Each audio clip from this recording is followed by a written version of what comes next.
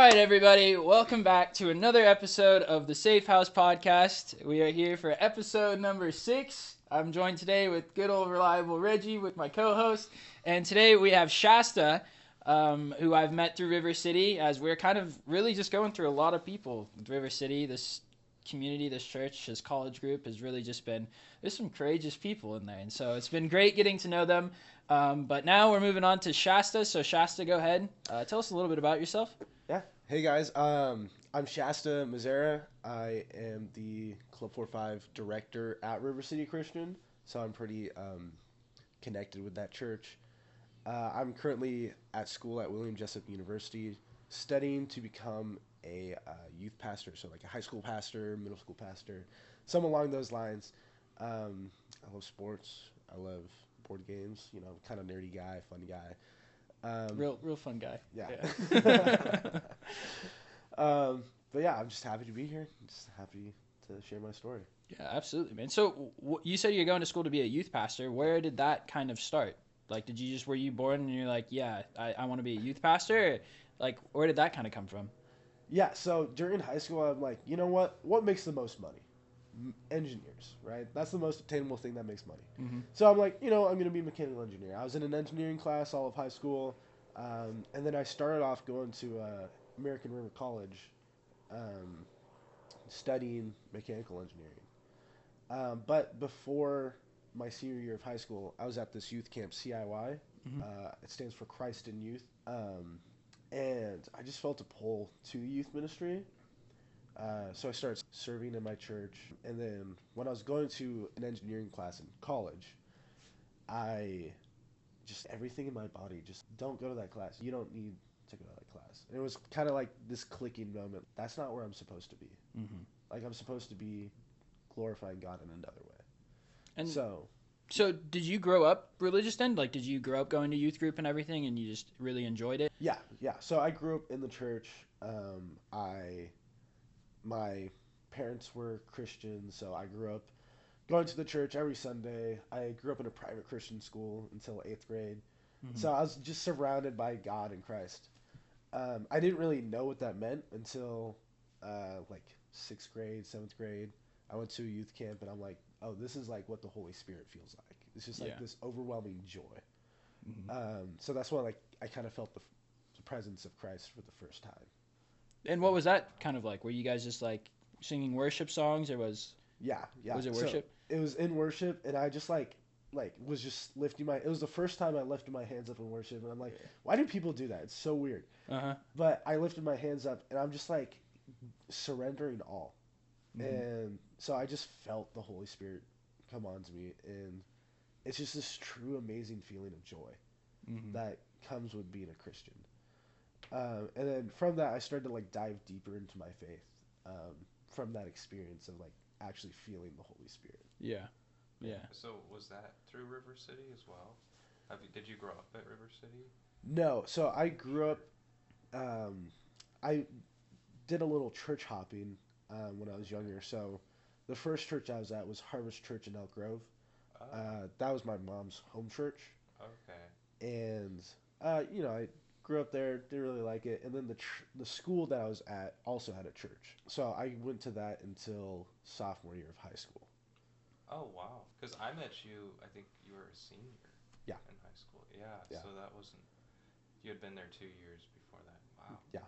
Well, I also went to, after the church that was at my school, that was connected with my school, I went to Fair Oaks Presbyterian for a year and a half. And then just before my senior year, I went to River City. Yeah. But I was connected with a small group at River City. That's how I knew. So I was going to a small group at River City and then going to main service somewhere else. So how long have you been at River City now then? Including the small group time, almost 8 years, 7 years, I think. Yeah. Nice. Since 2018. Wow. And you've been the Club 4-5 pastor for how long? Director. Sorry. Not a pastor. Can't say pastor, yeah. Since January 1st, yeah. Oh, so this is like new. Oh, yeah. New. Yeah. I was serving in there for 4 years since my senior year, and an opportunity opened up where I could just have that position. Yeah. All right, so real quick then, like, what's the best thing about it, and what's the absolute worst thing about it? Okay. That's a good question. The best thing about it is probably like the laughter of the kids, right? Mhm. Like when I'm, teaching, like being an example to them. How really- old are they? They're like The 9 or age? 10. 9 or 10? Yeah. Okay. And so just like seeing like them laugh, have a good time, like being able to be that kind of light to them, because maybe some of them don't come from good homes, Mm-hmm. right? And you could definitely see that when they come. So just to be able to like be that figure for them, that adult figure, Mm-hmm. it's really amazing. The worst thing, probably them.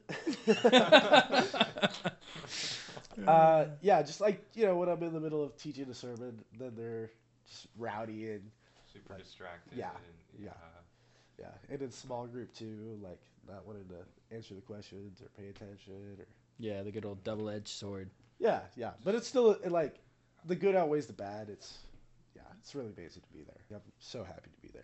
Yeah, and I think that's one of the most beautiful things that you can get from serving God is there's a complete difference from you just doing things like finding your purpose for your own sake, and then there's finding your purpose that works with God as well, and just how much joy really comes from that. Like doing this podcast is probably like one of the most, like, even though it's super exhausting and like it gives me so much joy, and just like the opportunities that have come, like even meeting you through this, and it's just like, hey man, like I know you've known Reggie longer, but like even getting to know you, and I'm just being like, yeah, like getting to make another friendship out of it, and just like that's what fills me up. Very similar to like these kids, it's like they're the best and the worst thing about it, but hey, like I feel so joyful about it. Like it's so much different to feel in joy rather than just happiness, where happiness is like fleeting when you're doing it for yourself. It's just like another drug high or like anything like that. It's just like it fades. But like when you're really in purpose, like you get that joy that like makes you like want to wake up every Sunday and be like, all right, I'm gonna go teach these little suckers, about God, like even though they're the bane to my existence. Yeah. But yeah, so like kind of talk to us, like what did your life kind of look like when you were like 9 or 10 years old? Yeah, 9 or 10 years old. I was a pug, a brat, all of the above. I was so entitled when I was younger. I was like, everything should be mine, right? Like I'm just the center of the universe. But what 10-year-old is? It all Yeah, makes yeah, sense yeah. now. Yeah. that's- Well, yeah. No, I would not have thought gotta that. make I sense. really would not have thought that. Yeah, no, but I was so selfish.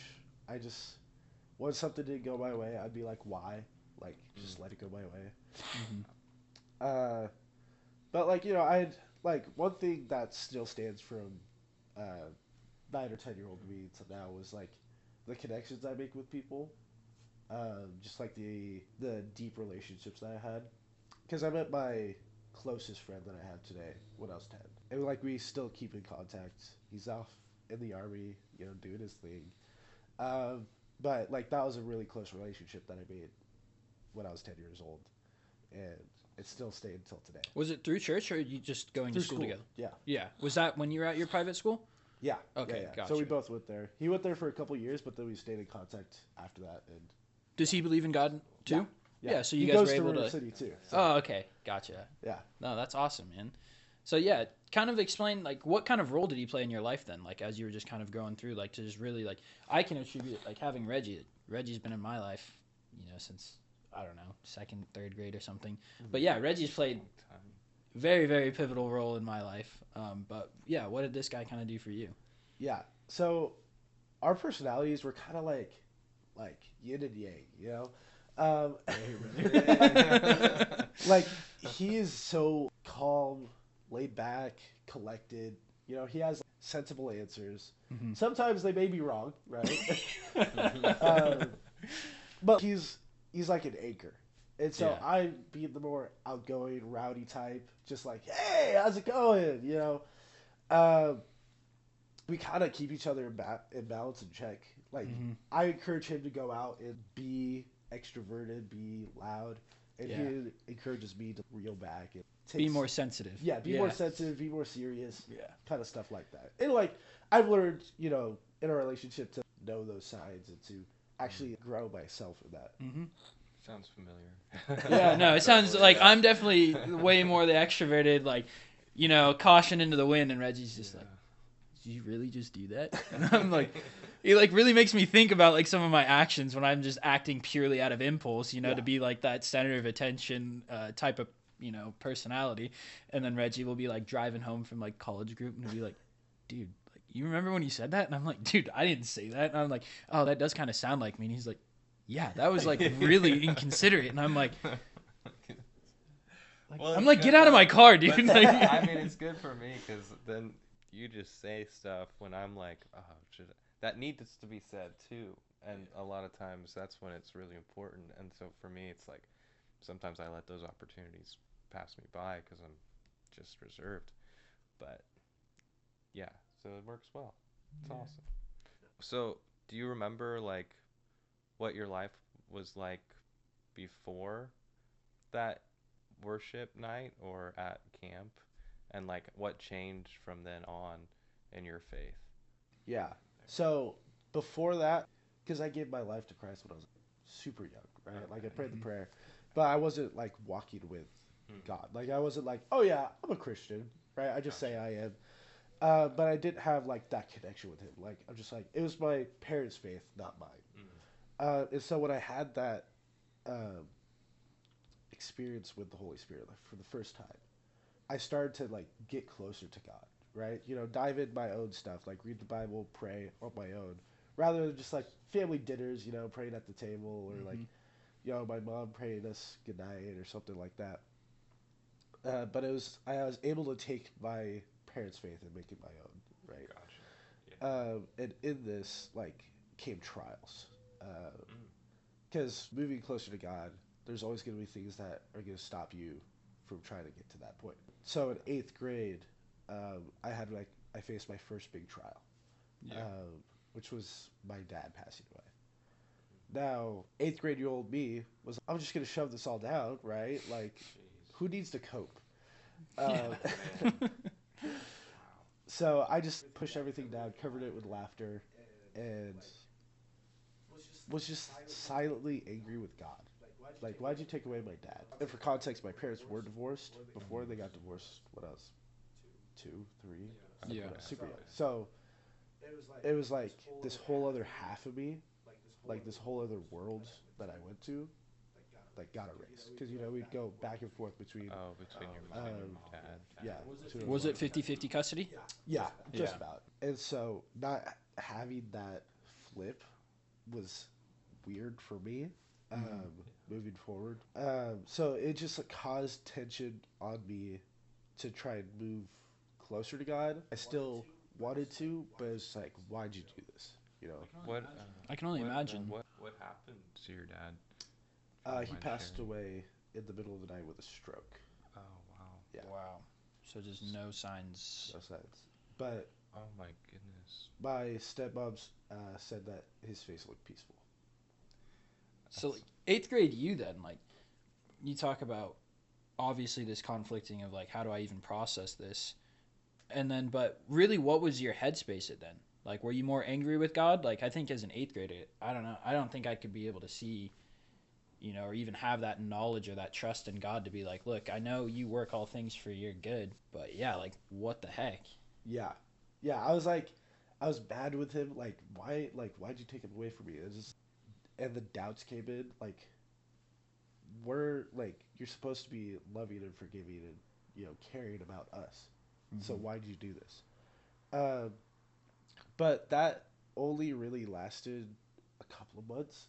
And then once I shoved down all the feelings deep enough where they could really, I wasn't really sad or didn't think about it much. Did you feel like you kind of had to like suck it up, or looking at that grieving process more like as weak, or were you like just angry and didn't want to feel anything?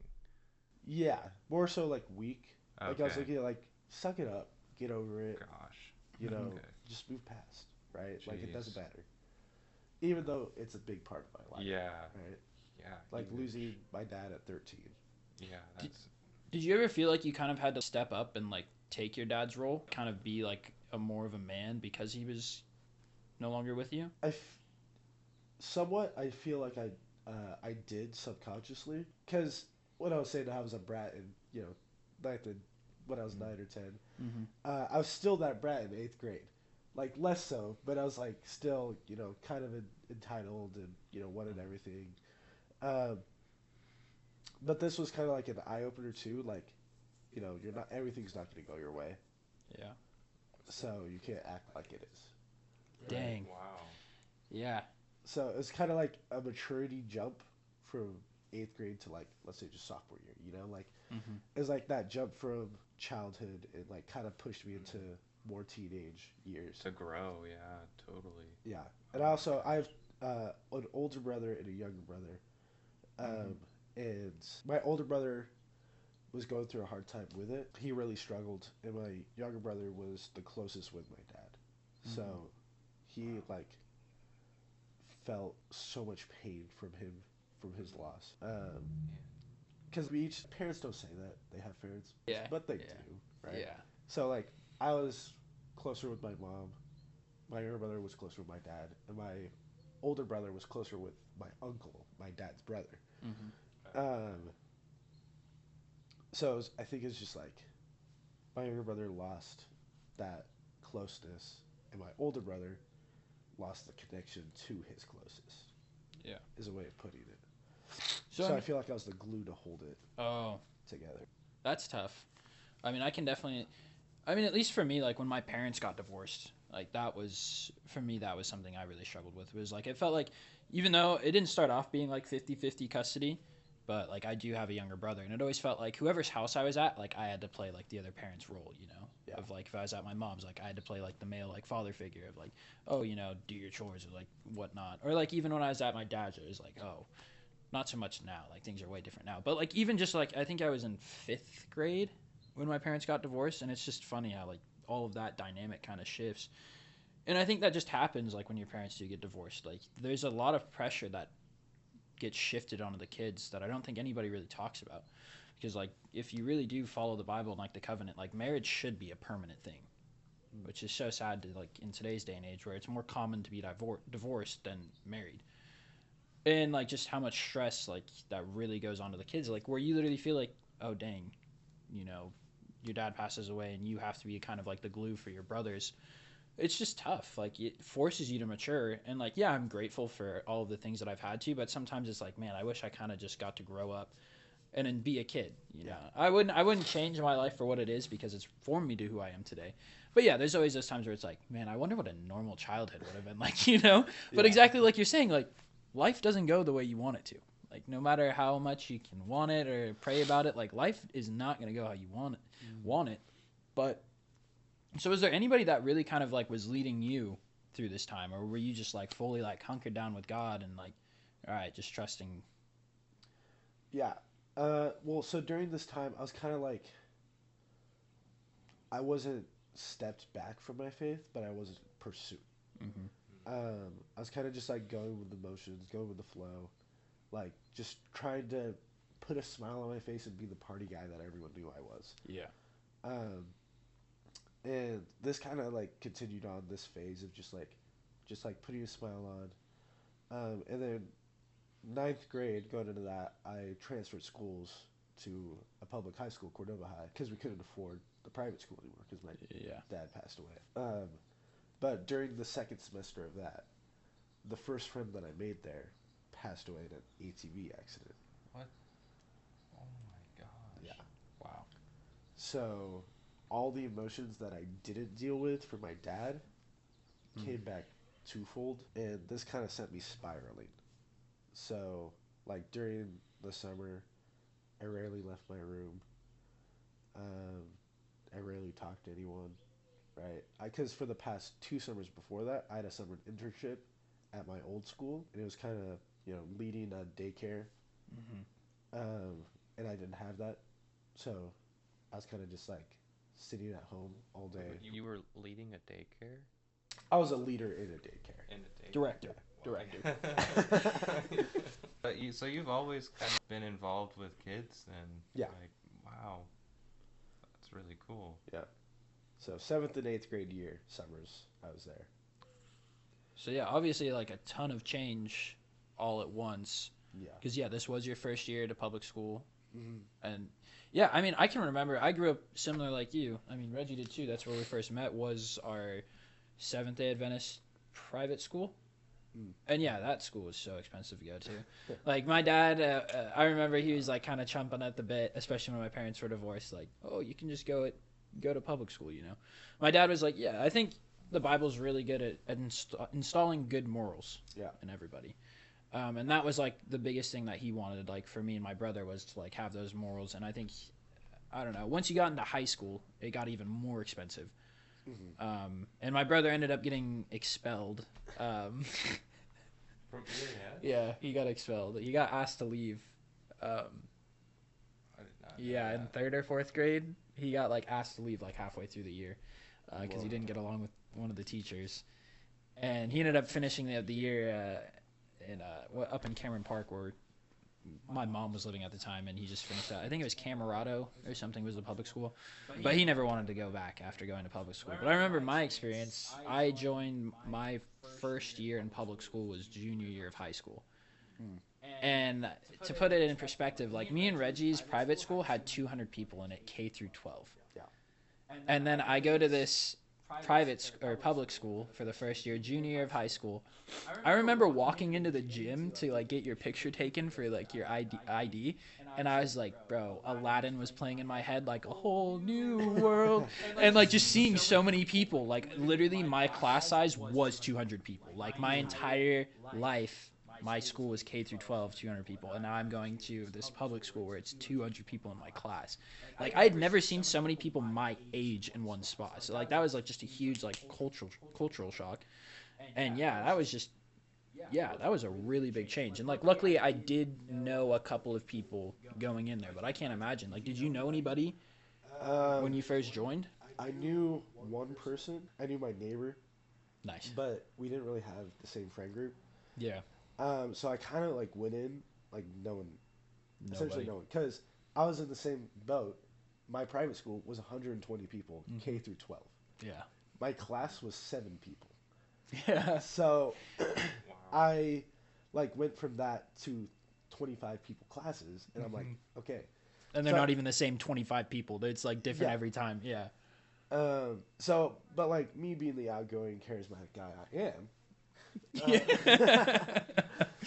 I found it like pretty easy to make friends. Yeah. Especially because of how diverse it is. Like you'd be surprised on how many people are Christians at a public school if you just talk to them. You know? Yeah. Because another friend that I met there went to River City, or still goes to River City, but that's how I first got connected, was through him, and went to his dad's small group, high school small group, and yeah, got connected that way.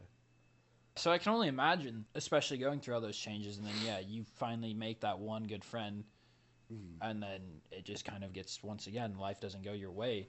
Yeah. How did you really start to cope with that? Like you talked about really just starting to go down, and just self-isolating. Yeah. How'd you was that rock bottom, or did it go farther down? Yeah. So it went further down.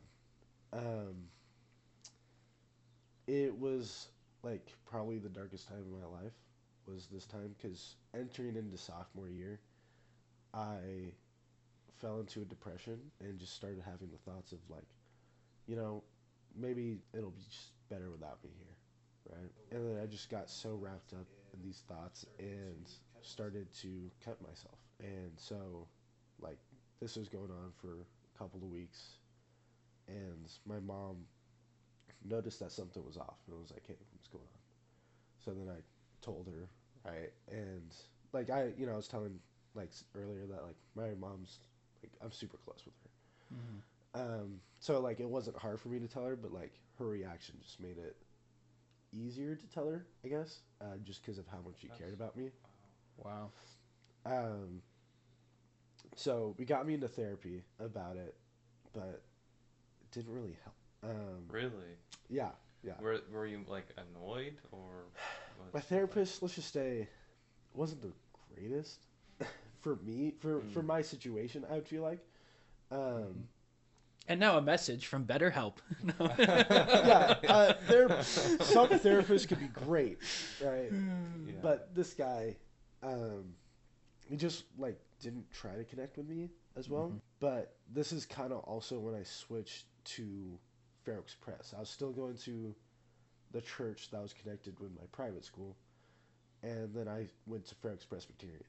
Mm-hmm. And in this, I like found a deeper community, and was able to kind of see more of the joy that God has with this. Because I got super involved in that church like super quick. Because I knew a decent amount of people who go there. Yeah.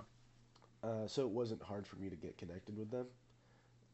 And this is, at my lowest time, right? So I was every other week I would have cuts on my arm, right? And I think just like being in a Christian community is so amazing, right? Like there's nothing better than being surrounded by Christ followers. I mean, except being surrounded by Christ in heaven. Yeah. But I joined their choir. I love to sing. My voice is kind of shot right now, so don't ask me. I was gonna ask. Yeah. Next time. Next time. Yeah. Yeah, next time. But our theme verse for choir was Hebrews 12:1 and 2. And it says, "Therefore, since we're surrounded by such a great cloud of witnesses, let us throw off everything that hinders and the sin that so easily entangles, and let us run with perseverance the race marked out for us, fixing our eyes on Jesus, the pioneer and perfecter of faith. For the joy set before him, he endured the cross, scorning its shame, and sat down at the right hand of the throne of God." I've had that verse memorized since sophomore year. Like, and it just stuck with me so much. To think about the joy that God gives, and it kind of just like opened my eyes to why am I thinking about myself this way, right? God has set the way. Jesus has set the way for us to have eternal joy with him. Like we can have joy through him. Now, sure, we may be sad, but sadness and joy can still go together. It's kind of amazing, weird how those both connected. Like you can have so much joy, but you can have both. It's strange, but you can be sad but still have joy in your life. Still understand that okay, the joy is present and the sadness is like momentary, but the joy is constant, I guess. Well, and I think you have to have sadness to even really be able to understand joy. That's true. It's like it's even the fact that you feel sad means it was something worth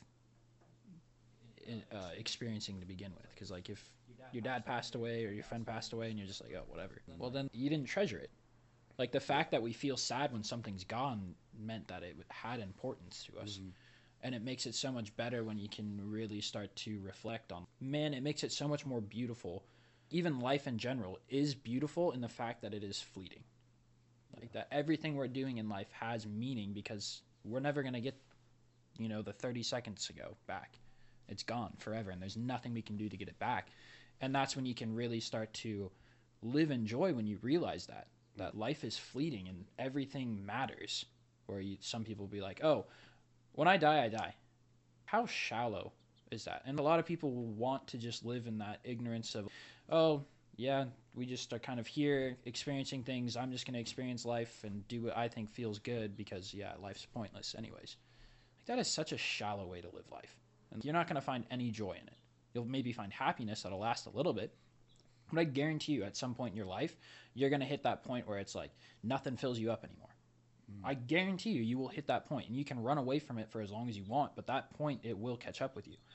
And I think that's why you have to really question yourself. What do I believe? Like, what is going to happen when I die? Why am I here to begin with? And when you really start to ask yourself those questions and really start to dig deep, you can find that you have to believe in something, regardless if it's God, religion, or anything.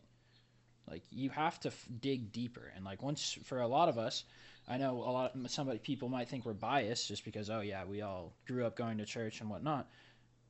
But like, it doesn't matter, really. Like, it's what feels real to us. And like, man, I've never felt so joyful in my life. And like what you talk about, like nothing can steal that from us. Like, it's how we live our life. And like, we know that God created us for a reason. and to find this joy. Like, that's how you're supposed to live life. That's how God wants you to live life, is hold on to his promises and shake off everything that hinders you. Like, that is just such a beautiful verse. And when you really grasp a hold, like, there's so many truths in the Bible that if you even just apply one of them to your life, like just for you, that verse, like, I'm sure you probably say that to yourself anytime you're feeling low. And like, that is just like, that's like something, a cornerstone part of you, that you can just say that and be like, okay, I know exactly who created me. I know why I'm here. And I know God has a purpose for this. It's just so beautiful if you can really just find that one or two truths that God gives you and just hold on to them. Like, that's how you can live in joy. Like, you can live in purpose, and life all of a sudden opens up to you. Like, it really does. I'm sure your whole life is an experience of that too. Like, it's funny to see how you're even still working now with kids. Like, you've been working with kids since you were a kid, basically, you know? Yeah. And just like how that's like really what fills you up now. And I can see it on your face. Like, I've never seen you in a bad mood, you know? He's seen you, I'm in a good mood. Yeah, I guess so. But yeah, man, it's just beautiful. Hebrews 12:12. Hebrews Hebrews 12. Did you say that? Yeah, Hebrews 12, 1 and 2. Which is really cool, because that's our theme verse when we go to Kenya. Really? That's literally our theme verse for it. Wow. Yeah. It was the theme verse for last Mexico, too. Was it really? Yeah. Oh, wow. So you reached the lowest in your life that you had been, and your mom was able to help you kind of get out of that. Was it kind of just her love? Were able to see her love for you that, like, helped you move past that, or what? How? I guess, what did that look like? Yeah. So it was just like, she was so angry with me for wanting to hurt myself. But like, I see her anger as love. Yeah, in a right? loving Like, way. she's Wow. like, how could you do this to yourself? Like, I'm so mad at you because I love you so much. Yeah. And I feel like that's sometimes how God is with us. Like, Totally. Go into that. Yeah. like you guys are like, you're so dumb. I'm so mad at you, but I love you so much. So here's the redeeming factor. Here's Jesus. Come back to me. I want you. Open arms. Something I just taught on a couple weeks ago was the parable, the son, the prodigal son. Prodigal son. Yeah. And the father opened his arm, like, accepted his son back with open arms. And that's what God does to us. Whenever we make a mistake or turn away from him, he's always there running to us with open arms too. And that's just like, that's how I felt in that moment, that like my mom was so mad at me, but she only showed love in it, like in her actions. Dang. Her tone must, like, you know. Yeah, you knew, you're like, I shouldn't have done that. No, it was a good thing that I did. Yeah. I mean, even the fact that you felt comfortable enough to be able to go to your mom with that. Yeah. I think that speaks volumes, man. Yeah. That's like, even so many of us, how many times do we not want to go to God and really tell him like what we're struggling with? Because, dude, that must have been such a hard conversation. But to feel your mom's love, and just she created that space for you to even come to her and be like, hey, this is what I'm doing. And so when COVID hit and, you know, schools got shut down and, you know, everyone's like, oh, man, no school, no nothing, you can't go outside. Some people, that was their lowest time. But for me, that was like such a great time in my life. Because it didn't really affect me too much, since I don't have a job and school online was low-key kind of easy. I mean, But like, we still did our small group through Zoom, right? So we still had that. We didn't have youth group for a while because you can't really, like, when it first broke out, you can't really do it. But I still got to hang out with friends because it was literally the three of us hanging out all the time. So how could we ever get COVID if it's only us three? But like, we would scooter in parks, you know, we'd hang out, and like, it just was such a fulfilling time with God and with friends, like community, still during that time, that like I kind of felt like on the top of the world. That's great, man. Did it also, was like an easy kind of like for you to like slow everything down? Yeah. Like, life really just slowed down. It's like you're a little kid again, man. Like, oh yeah, we get to go outside and play to the park, and like meals are prepared for us, and like we just get to wake up and like nothing to do. Like, what am I gonna do today? Like, yeah, no, literally exactly that. We would just hang out, play games, board games, video games. sleepovers, just the works. It would just be like this small group of us, and it was just like just growing together in that, and like we were all Christians, so we were all just pouring into each other too, That's awesome. making smart decisions most of the time. Yeah. Sharpening each other. Yeah, Cool. iron sharpens iron. Yeah. I think. Yeah. As iron sharpens iron, a friend sharpens a friend. Yeah, that's the one. But yeah, like during that time, it was just like it was amazing, and this was kind of like my growth through the rest of high school, because I was late sophomore year, and then jumping into junior year is online for first half, hybrid during the second. It was kind of just like that at peace moment. But this is also where I kind of like started to plateau in my faith. Like I was still in connection with God, but I wasn't like on fire for Him, if that makes sense. Yeah. And so another thing, like at the end of junior year, sports were starting back up, and I did not do football my entire high school career. Right, I did it 2 weeks during the sophomore year, but because I was depressed, I didn't want to do it. And so I just didn't do it. But senior year, going into my senior year, the entire summer I was at football conditioning, and I was like, I'm gonna be starting. I'm ready. And then I go to this youth conference. This is also where I was called to ministry. And the last night, I felt this pain in my stomach. I'm like, ooh. And then I'm like, okay, maybe it's just the bad cafeteria food, right? And then I feel it again. We're playing a game with a group of friends. I feel it again. I collapse to the floor, and this is with River City Christian at this youth conference. So I collapse to the floor, and we all think it's gas, right? Because of the bad cafeteria food. So one of my friends, the Great White Justin, he steps on my stomach, tries to push the gas out. That's such a guy thing to do, man. We're like, yeah, I think I know the problem, and I think this will work. We're just going to go through it like no thought, whatever. Like, what could possibly go wrong? What could possibly go wrong? Yeah. So I wail in pain, right? It's so painful. Like, I literally collapsed to the floor because of it. So I just go rest. And then we get home the next day, and I go to the ER. I have gallstones, and I need to get my gallbladder removed. Wow. So I spent 6 days in the hospital with one procedure, a surgery, and recovery days. And I can't lift anything over 30 pounds for 6 weeks. And school started in a month. Oh. So I missed the first couple games for the football season. And I was like, okay, you know what? I'll be back soon, right? And my mind was all about football, even though I felt that calling. Like, I was like, it's the football season. I got to play, right? So after the 6 weeks, I get back, right? I'm ready for practice. I'm like, I'm good. We're doing a full pad day, right? So full tackle, full contact. And the first drill of the day, I go to tackle one of my teammates. It's a drill. My knee pops, and I go down. I tore my ACL, which is a 9-month recovery minimum after surgery. So football was done in high school. No chance of doing that.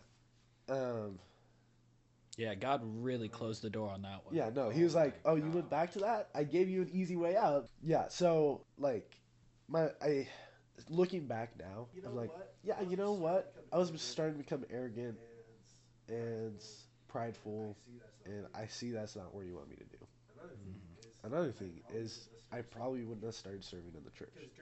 Because during my senior year, that's when I was full-time committed to River City. So I was going every Sunday night. I was going Sunday mornings. And then I got in contact with the 4th and 5th grade pastor at the time, Pastor Danny Langan.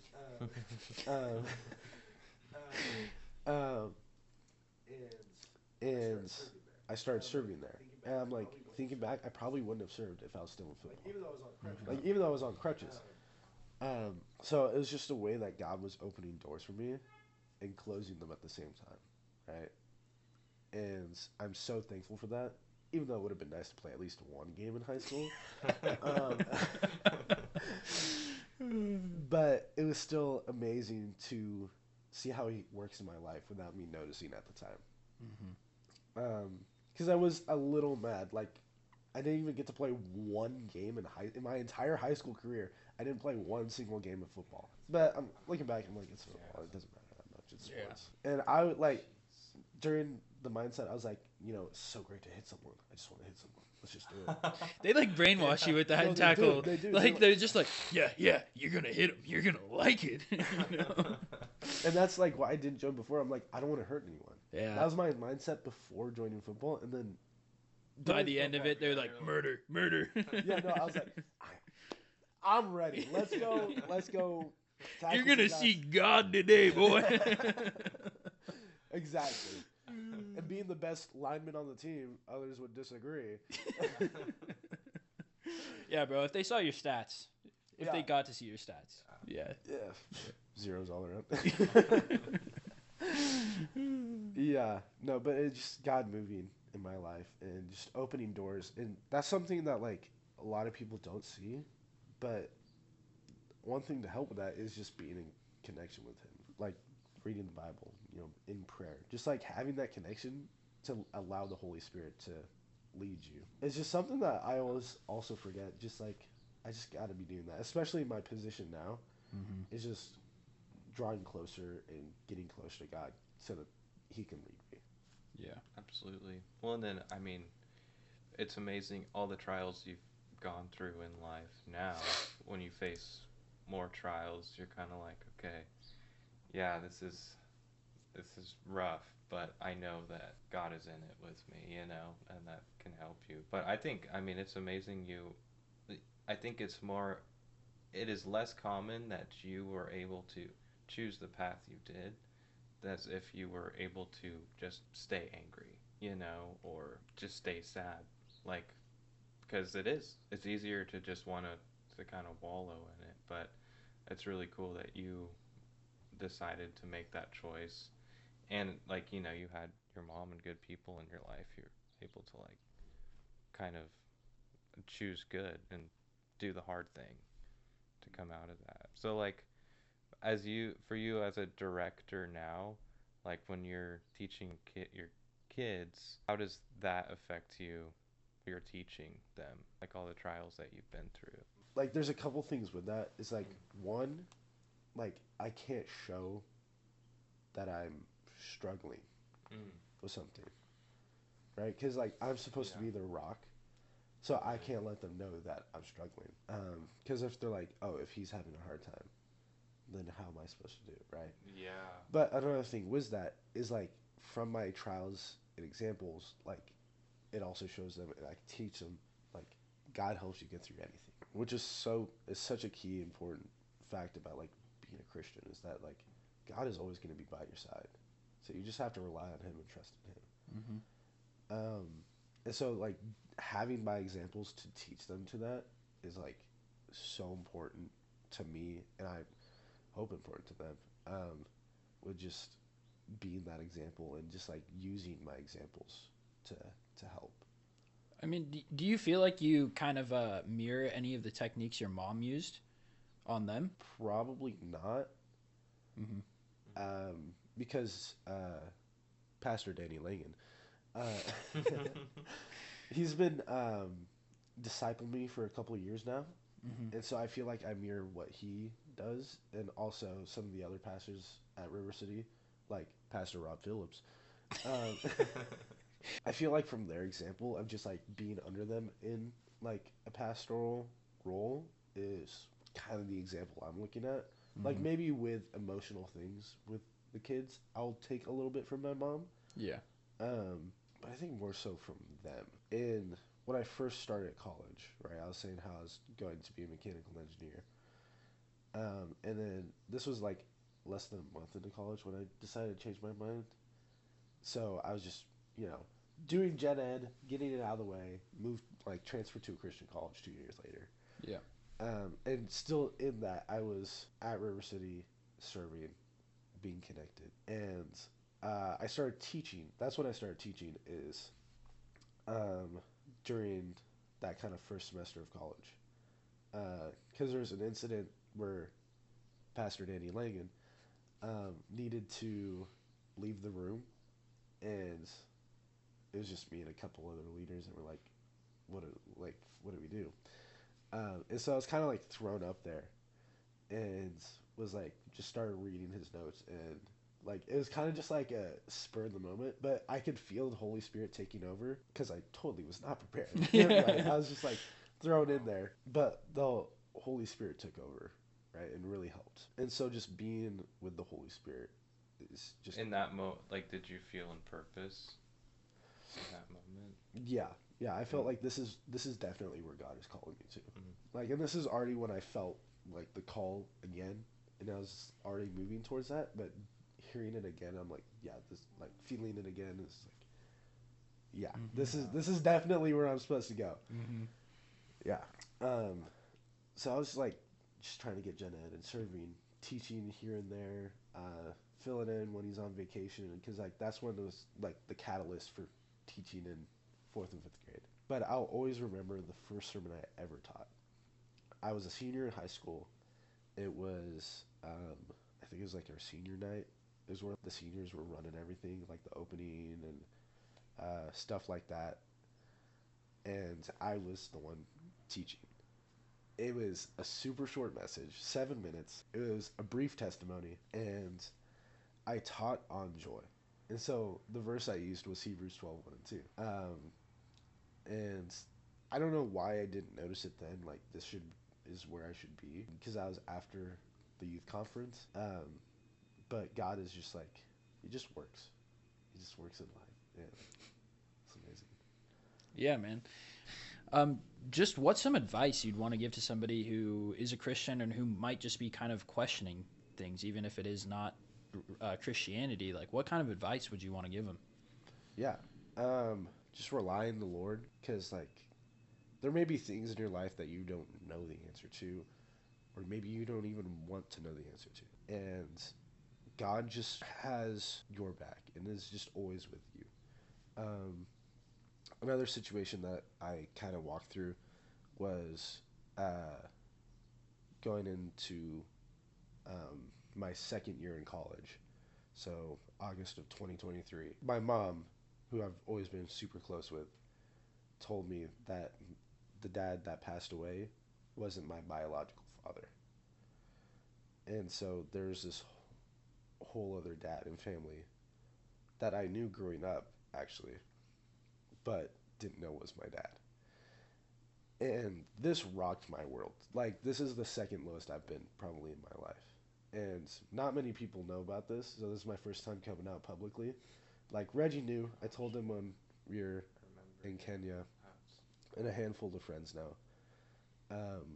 But in this time, I lost my identity in God. And so just another advice that I could tell you guys is just like, know that you're a child of God and that you're loved by God. So whatever earthly father figure or earthly figure you have, just always remember you have a heavenly Father that always loves you and that you can always be in connection and communion with him. I got questions, man. That's first of all, I didn't really, like, you had told me some of these things that you had gone through, but when you like lay them out, man, you've been It's through funny. a There's lot. like joking, like laying it out, and then there's Yeah. like fully like laying it out. You know? Like, oh my gosh, which is crazy because honestly, if I didn't know these things happened to you, I would never know.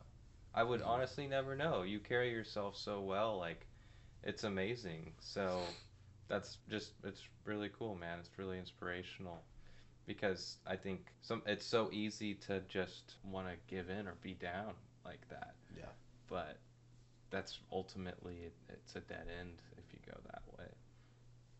So Yeah, I think your whole story, and like, yeah, especially just talking about how you carry yourself. Like, it is so evident that, like, dude, you freaking, like, yeah. Like, it's evident this guy walks around with God. Like, you really do believe that. But no, you seriously, like, I can tell, like, you wake up every day and, like, you really do just, like, kind of bash that you are a child of God. And it's so evident, like, the way that, and I'm sure that's probably, like, the biggest thing you try to convince these little kids. Like, man, like, really, once you just hold on to that truth again, like, life gets so much easier. I just want to talk a little bit more about this experience with my biological dad. Yeah, go for it. So, like, from knowing this, like, rocked my world. But the light side also that I found in the situation is I have 9 total siblings, including my 2 brothers that I grew up with. They're all half siblings, but they're still siblings. Mm-hmm. So I have 5 nieces and nephews. I have a couple older brothers, 2 older sisters, and it's just like great to see that like we can have, like, I'm a part of this huge family, and I've met most of them, and my nieces and nephews, and Wow. yeah, my sister. How old are they? 30s. Oh, okay. And I'm 20, so Are they religious at all too, or? yeah, most of them are Wow, Christians. man, believers, that's special. Yeah. And like even now, like even your testimony to them now, like you get to just be that light, even if they're not. That's great, man. And like this was pretty recent then. Yeah. That you found out all this. Have you like gotten to kind of reconnect with them? Yeah. Like, yeah. did they know? If you mind me asking, like, did they know that you were their brother? No. So everybody just kind of found out. Yeah. Wow.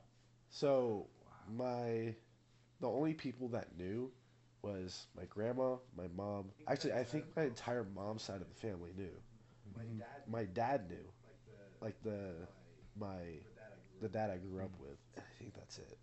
And one thing that my dad said when I was born was that, or like when he found out, was like, I don't care about his dad. He's my boy. Which is just like. I see why you still call him dad then. Yeah. Yeah.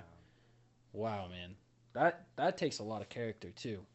Yeah, no, it's just like he still loved me even though I wasn't biologically his. And like, did it even matter at that point? I didn't even know. I didn't know. There's no difference the way he treated me than my other brothers, and they're both his son. Yeah, so it was amazing to grow up like that. Sounds like, despite like all of the craziness in your family, like there is still like a lot of love. Like, man. Well, I mean, do you think forgiveness probably played like a major part in all of that? Yeah.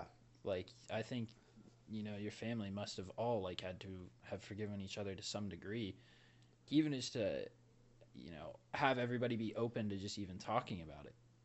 Like, there has to have been like, were you kind of present for any of that, or like, what are your feelings on that? So I wasn't like present when like everyone else was discussing, like, because my mom took me outside and told me like one night, August 16th, I think it was.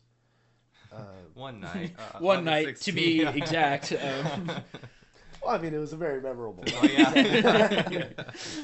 Downplaying it, but then like. Yeah, but like when she told me, I was very upset with her. Right, like, why'd you keep this from me my entire life? Yeah. But also, I'm grateful that she did, because being 19 years old, being able to process it, like being able to go through the grieving processes with my dad, rather than finding out then or something. Yeah. Would have been scary. Wow. Because like, if I found out like when I was grieving or when my dad was still alive, like how would I react when he did die? How would I react to him, or something like that? So I'm grateful that I found out later in life. Also, if I ever did an ancestry, I would have found out immediately, because my younger brother. Did you ever like have that like when it really kind of blew up? Like, did you ever like be like, oh yeah, I'm just gonna do it? Well, so my younger brother did one, right? And so I'm like, oh, I'm his genetics, right? So we're Russian, we're African American, right? We're mixed, right? And so I'm like, I don't need to do one. He already did one. And that's your full brother, or he's your half brother too? Brother. Oh my gosh. I did one not too long ago because I'm actually curious what I am now. I don't know. Yeah, congratulations. Chinese have all of your information now. Yeah, no, that's 23andMe. This is Ancestry.com. Oh yeah, they're probably cloning you. It's like, but like, because it shows who you're related with, who have done Ancestry, and it shows my younger brother, and it says half brother. It just spells it all out for you. It's just like half brother, and then my older sister was on there, half sister. So it would have been like. You would have known. I would have known. Yeah.